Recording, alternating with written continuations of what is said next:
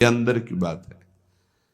मेरी लाडली, देखो अपने जैसे अधम के पास तो सेवा के लिए कुछ था ही नहीं, इत्र भी मांग करके गुरुदेव भगवान से लाते थे, वही इत्र भी देते थे। अपने पास तो केवल गुरुदेव ही थे, अपने पास केवल गुरुदेव ही थे, हैं, रहेंगे। जो है वो गुरुदेव का दिया हुआ है, अंतर और बाहर भी। इतनी मिश्री का भोग लगता था, जो वृंदावन के पुष्प वो समर्पित। और सबसे बड़ी बात कृपा की ये थी कि पर्दा लगा करके, और जब मिश्री इतनी रखते थे तब रुदन होता था, स्वामिनी जी आपके लिए कुछ नहीं है हमारे पास, बस हम जैसे हैं आपके हैं। कभी कभी रोटी मांग के जो सूखी मिली वो सामने से रज के पात्र में रख के जब दिखाते थे, तो जो भोग लगता था हम तुम्हें कैसे बताएं कि रोटी रख गई और घंटों ऐसे बैठे हैं। भावोत्सवेन भजताम रस का, हमारी प्रियाजू को, अरे वैभव क्या वैभव जिनका है वो तो उनके महावर लगाते हैं, और कौन सा वैभव प्रियाजू को पसंद आएगा। जिनका वैभव है वो तो महावर लगाने के लिए याचना करते हैं, उनको कौन सा वैभव। बस नमस्कार प्रियाजू को, मस्तक रखकर भूमि पर हाथ जोड़कर। और जो प्रियाजू को पसंद है श्याम, यदि आपके पास श्याम पुष्प नहीं है, श्याम मृगमद नहीं है, कस्तूरी, तो श्याम सुंदर का नाम और गुण तो है, सुना उनको। गोविंद कथा, गोविंद नाम कीर्तन ये प्यारी जी को बहुत प्रिय है। जब आप सुनाओगे ना गोपाल सहस्त्र नाम, श्रीमद् भागवत के श्लोक जिनमें रूप माधुरी श्री कृष्ण चंद्र जी की, या जो महान ऋषिकों के, क्योंकि स्पष्ट समझ लीजिए, मेरे तन मन प्राण होते प्रीतम प्रिय, मुको तो भावती ठौर प्यारे के नैनन में, और खास बात नंद के लाल हरियो मन मोर। बस ये है हमारी श्री जी की पूजा।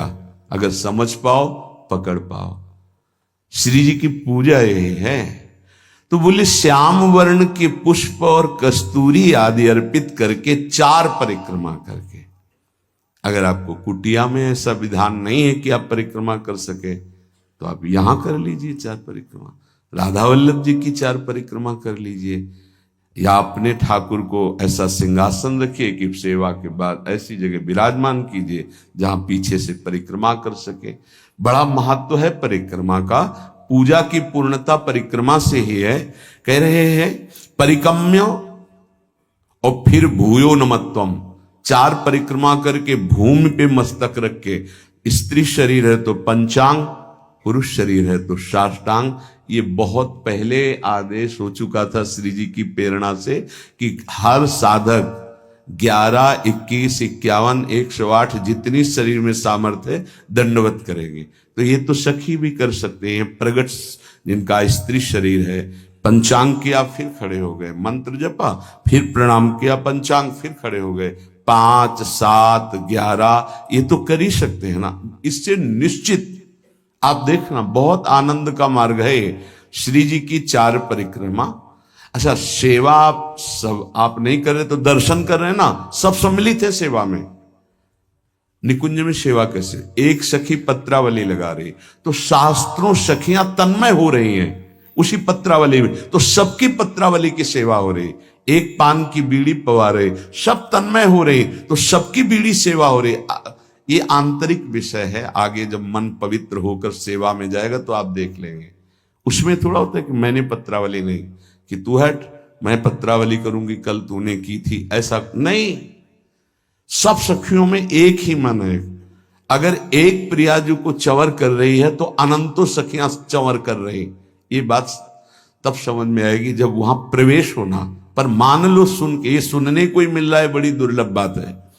श्रीपाद आगे जो कह रहे हैं, क्षिप्त दिव्यहार निष्क कौस्तुभादि चंद्रिकम गंधलिप्त वक्ष आत राधिकांग पल्लवम राधिका विचित्र वेशभूषणादि तत्परम राधयाभिलिंगनोद्गतांचि रोम विग्रहम।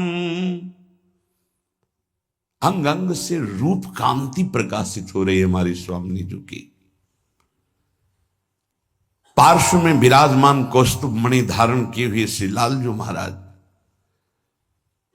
और पल्लवों से आच्छादित लता भवन में और पल्लवों की शैया में जो हमारी प्रियाजू विराजमान, अद्भुत वेशभूषा, श्याम तमाल के समीप मानो कंचन बेली लिपटी हुई हो, ऐसी गूढ़ स्वरूप वाली प्रियाजू लब्धानन्वम भजन विभवम चैक चोरौ निशीथे।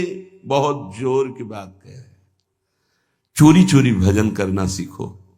श्रीपाद कह रहे चोरौ निशीथे, निशीथ कहते हैं अर्धरात्रि को 12 बजे। चोर का प्रोग्राम 12 बजे से शुरू होता है, नहीं होता? क्योंकि 12 और 2 का जो समय होता है इसमें सब बेशुद्ध होने लगते हैं। 4 तक तो जिसको नींद ना आती हो तो 2 से 4 के बीच में आ ही जाएगी। और यही होता है भजनानंदी का भजन का समय। 12, 12:30 इसमें दिनचर्या प्रारंभ हो जाती है। 8 और 9 के बीच में शयन। भैया कमाने आए हैं, यहां ओवर टाइम भी करना है, सब सो रहे हैं। और उस समय जब हो रहा है लब्ध्वानन्वम भजन विभवम, अपने गुरुदेव भगवान की दिनचर्या काफी समय तक जब वहीं रहे तब देख पाए। सेवा तो बहुत वर्षों में उनकी कृपा से सौभाग्य मिला, पर नजदीक रह करके लगभग वो 2-2:30 बजे शयन करते थे और 4:30 बजे दिनचर्या प्रारंभ हो जाती थी। अभ्यास तो 2 बजे का पूर्व का था ही, जगने का अपने का भी। तो जैसे 12:30 1 बजे उठे तो देखा शांत बैठे हुए, तो अरे गुरुदेव इस समय बैठे हुए, बस जहां और 2:30-3 बजे लेट गए। 4:30 बजे शौच स्नान हो सकता। क्या जीवन को कैसे प्रियाजू के चरणों में समर्पित किया जाता है, गुरुजनों से समझ में आता है। कभी कोई बाल भोग, कभी नहीं, कभी कोई ब्याहुला, कोई उत्सव, 20 वर्ष नहीं, ये सब यहां हो रहा है, वहां नहीं। दर्शन कोई गुरु जी की, श्री जी की नहीं, संभाषण नहीं, आंख उठा के देखना नहीं, ये पास रहकर। ये अब जो है ना, तो बरसंत में सहजाद्भुत सौख्य धारम, सहज में सुख वर्षा कर रहे हैं, देख रहे हैं, संभाषण कर रहे हैं, आरती कर रहे हैं, सब दर्शन कर सकते हैं, प्रवेश नहीं। लब्ध्वानन्वम भजन विभवम चैक चोरौ निशीथे, आदेश कर रहे हैं हमारी श्री जी का भजन चोर चोर करो, चोर चोर, चोरी चोरी, कोई जान न पावे कि आपकी कितनी ऊंची अवस्था है। हे भजन का स्वरूप समझो, अंदर ही अंदर आपके आग जल जाए भजन करने की। जितना नींद को कम कर पाओ धीरे धीरे, ऐसा वो कम करना नहीं माना जाएगा कि सत्संग में सो गए, माला चलाते समय सो गए, फिर ये ठीक नहीं, ये विक्षेप नहीं होना चाहिए। जिस समय से जगे तो बस जगे, फिर झपक नहीं आनी चाहिए, तब माना जाएगा कि आपका अभ्यास ठीक है। अब उधर तो आपने तोड़ दिया नींद अपनी, और इधर पूरी कर रहे हो, तो फायदा क्या हुआ तोड़ने का? सत्संग में नींद पूरी कर रहे हो, कीर्तन में नींद पूरी कर रहे हो, और आप तो ये उपासना में ऐसा ठीक नहीं है। उतना आप सोइए जिससे जगने के बाद फिर आपके झटके न लगने पावे, नहीं, ठीक राइट टाइम पे, बिना किसी अलार्म के पूरे जीवन में उठने का स्वभाव बनाओ तो वैसे ही उठ जाओगे। वो घड़ी दिमाग में चलती है अपने आप, 5 मिनट नहीं कहते, आगे पीछे नहीं। तो यदि आप इसी जन्म में उस महाप्रेम रस स्वामिनी को प्राप्त करना चाहते तो आधी रात को उठो निशी थे और चैक चोरऊ, चोर की तरह चुपचाप चुरा के भजन करो, जान न पावे कोई कि भजन का ऐसा तुम्हारा चल रहा है। तब आनंद आपके अंदर प्रकट होगा। विभवम, भजन विभवम, भजन का वैभव प्रकट होगा। देखो ना कर, ऐसा तुम मान लो कि अब हमको परमार्थ में ही जीना है। दुख आवे सुख आवे, लाभ दिखाई दे हानि दिखाई दे, जैसे एक पतिव्रता अपने पति का वर्ण कर लेती तो स्वभाव का कैसा भी हो फिर निर्वाह करती है। बस ऐसा कुछ मानना होगा। हमें कोई आनंद नहीं मिल रहा, हमारे कोई विकार नष्ट नहीं हो रहे, हमें कोई लाभ नहीं दिखाई दे रहा, पर हम छोड़ नहीं सकते आपको। हम नरक जाएंगे ऐसे लक्षण है हमारे, पर हम आपको नहीं छोड़ पाएंगे। जीत गया। हमारी बात समझ लेना, अगर समझ पाओ तो। अगर ये बात हृदय में बैठ गई ना कि महारानी जी के सिवा हमारा निस्तार, हमारा कल्याण, हमारा परम हित अब और कहीं नहीं होना, क्योंकि हम किसी काबिल नहीं, अब हम महारानी जी को नहीं छोड़ सकते। बस इतनी बात हमें चाहिए। हम आपसे जितेंद्रीय हैं, मनोनिग्रही हैं, बने रहिए। हमारे यहां केवल अपनेपन की मांग है आपकी, और सब कुछ आप हो सकते हैं लेकिन अपनापन नहीं दे सकते। मात तात सुत दार देह में मति अरुझय मति मंदा, और हित किशोर को होए चकोर तू लख वृंदावन, सीधे लख वृंदावन चंदा। एकमात्र प्रियाजू का आश्रय, आदेश विधान सब कुछ स्वीकार। गृह त्याग करा रहे हैं आचार्य चरण, पुत्र पत्नी वैभव सम्मान त्रिभुवन पूजित। आदेश होता है कि राधा वल्लभ जी को, इन 2 सखियों को प्रश्नवाचक चिन्ह नहीं आया कि प्रभु अभी तो त्याग के ही आ रहे हैं, क्या कहेंगे देववन वाले कि हित हरिवंश महाप्रभु यहां तो गृह त्याग किया। अच्छा, कहीं स्फुरण भी नहीं हुआ। क्यों? जोई जोई प्यारो करे सोई मुहि भावे। आज उसी वंश से, उन्हीं आराध्य देव से लाखों का निकुंज में प्रवेश हुआ, हो रहा है, आगे होता रहेगा। नित्यानंद महाप्रभु बाल्यावस्था से लंगूटी वाले परम बैरागी दिगंबर अवधूत, कैसी कैसी स्थितियां महाप्रभु चैतन्य देव ने आदेश किया, आपको विवाह करना है और ऐसी संतान प्रकट होनी है जिससे लोक मंगल होगा। दोबारा प्रश्न नहीं किया कि आप गृहस्थ से विरक्त में पदार्पण किया और यहां बाल्यावस्था से विरक्त अब गृहस्थ की आज्ञा, सरकार ये कैसी आज्ञा, कभी प्रश्न नहीं किया। नाम जापक हैं, मार मार के खाल खींच दी गई, उनके हृदय में प्रश्न नहीं हुआ कि ऐसा विधान क्यों बनाया हरि। बहुत विचार करने पर उपासक को बहुत धैर्यवान होकर के इस मार्ग में चलना है। ऐसे चला जाता है ये मार्ग, ऐसे चला। कुछ पकड़ना मत तो वो आपको पकड़ लेंगे, गिरोगे नहीं। क्यों म्यों प्रश्न उत्तर ये सब नहीं। जिसका हृदय आराध्य देव के चरणों में समर्पित हो जाता है वही इसके रहस्य को जानता है। ये सब साधन एक प्रक्रियाएं हैं। अगर प्रभु से अपनापन नहीं हुआ तो कोई खास बात नहीं। साधन का कोई खास, साधन का सब साधन कर यह फल सुंदर, प्रभु पद पंकज प्रीति निरंतर। अभी कैसे विषयी पुरुषों को समझ में आएगी? बहुत सुलझने की जरूरत है, नहीं ये जीवन व्यर्थ चला जाएगा। दुर्वितर्क्यानुभाव युक्ता देवी निकुंज देवी श्री स्वामिनी जी बड़े बड़े तार्किकों के भी तर्क से पकड़ में आने वाली नहीं है।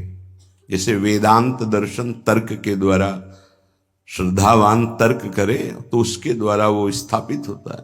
कह रहे यहां नहीं, यहां सीधे स्वीकृति करो मेरी महारानी श्री राधा रानी, तो आपके हृदय में बल प्रकट होगा। जाके बल में सबसों तोरी लोक रीति और वेद रीति दोनों से, जाके बल में सबसों तोरी लोक वेद और कुल कानी, लोक रीति वेद रीति कुल रीति, इन सब का त्याग करके रस रीति में प्रवेश पाया जाता है। तो किसके बल से? मेरी महारानी श्री राधा रानी। जाके बल में सबसों तोरी लोक वेद कुल कानी, मेरी महारानी श्री राधा रानी। ये तर्क का विषय नहीं, यहां स्वीकृति का विषय है।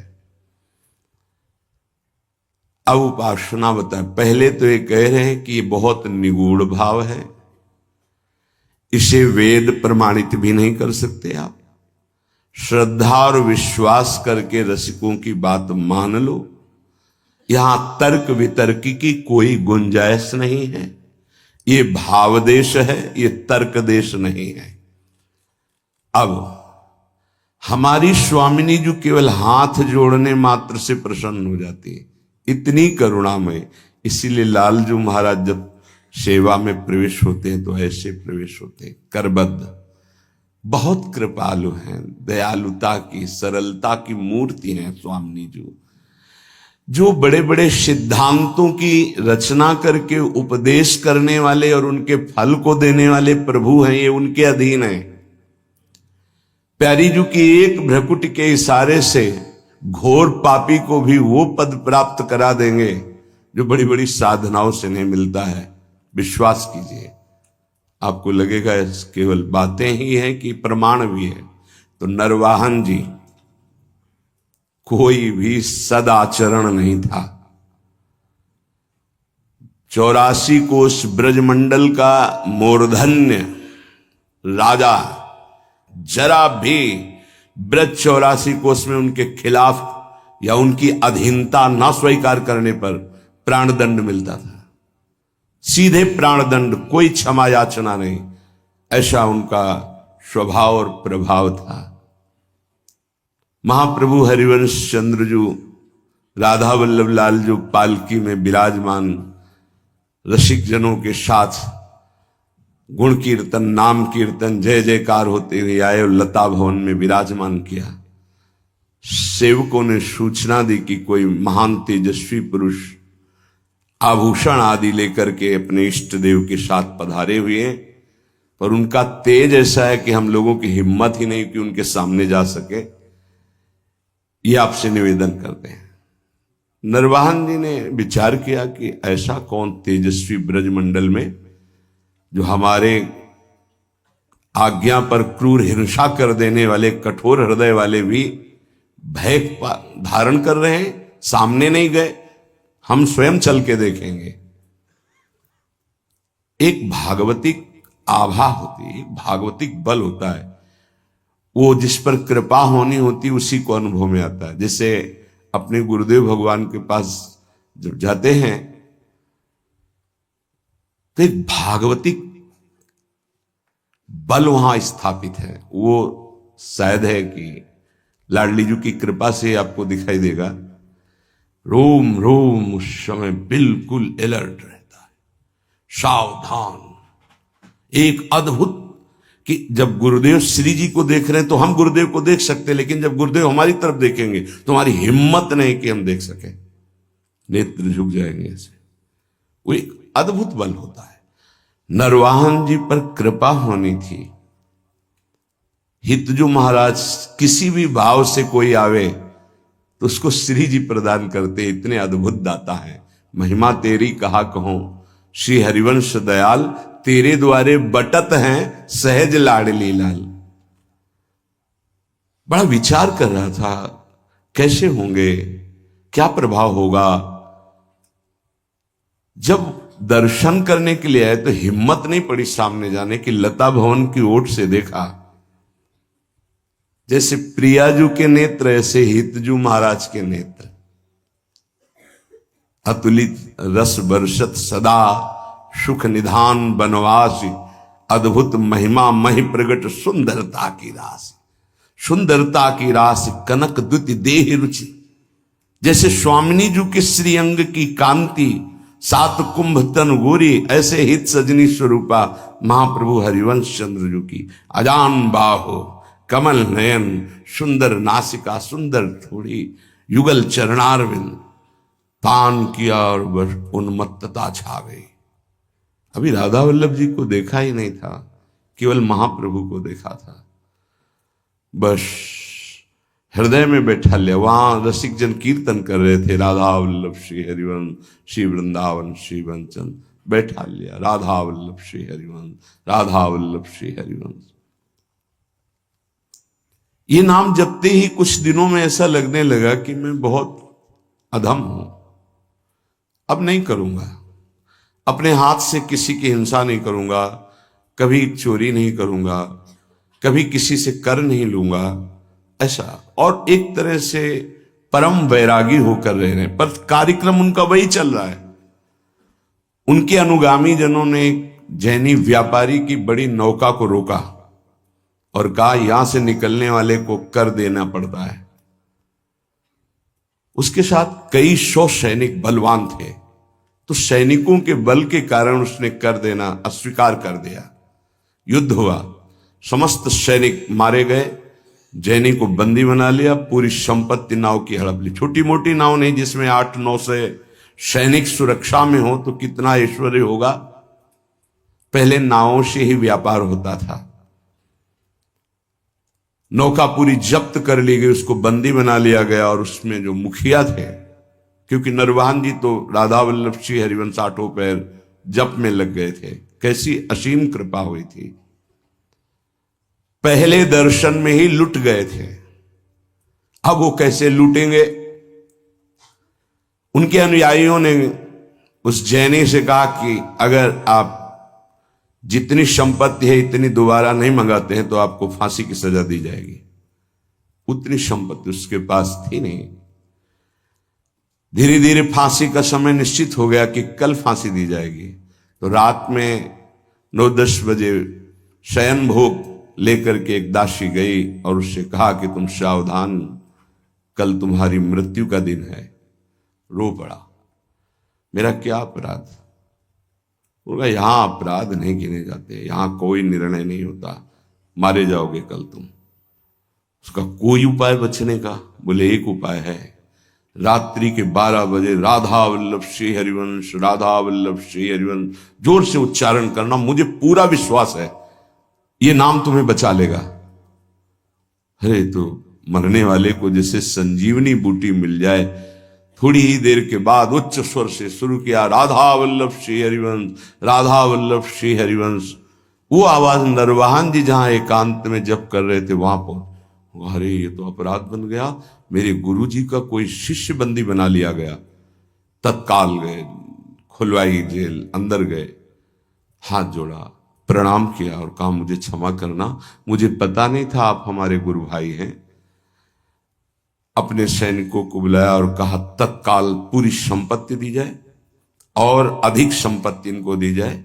उनसे हाथ जोड़ के कहा कभी गुरु जी के सामने ये चर्चा मत चलाना कि आपको इस तरह से प्रताड़ित किया गया। आज से बिल्कुल आदेश लागू हो जाएगा, कुछ किसी के साथ ऐसा नहीं होगा, नहीं तो बहुत बड़ी गलती हो जाती। जहां उसको फांसी की सजा मिलनी थी वहां नवीन वस्त्र धारण कराकर सारी संपत्ति सब। उसके मन में आया एक बार तो उनसे मिलूं जिनके नाम के बल से मुझे सम्मान मिला, जहां मृत्यु मिलने वाली थी, और व्यापार में जो लाभ मिलता उससे अधिक धन मिल गया। उनका मूल तो मिला ही, और भी संपत्ति नरवाहन जी ने दी इस बात की कि मेरा गुरु भाई है।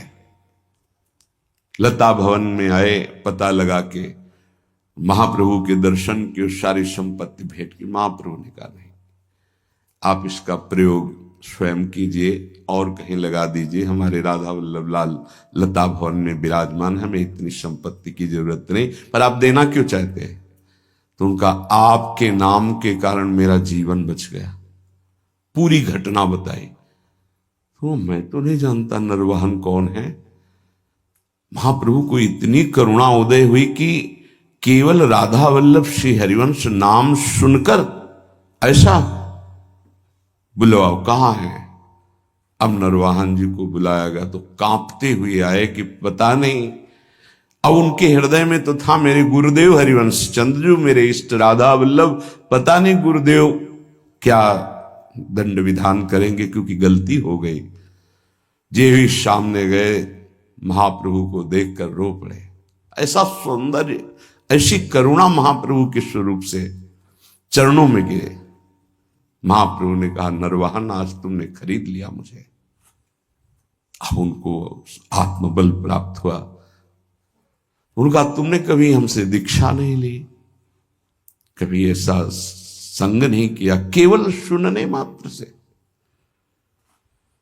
तो देखो, मैं तुम्हें अपने नित्य विहार का सर्वस्व प्रदान करता हूं, विलास रस और रास रस।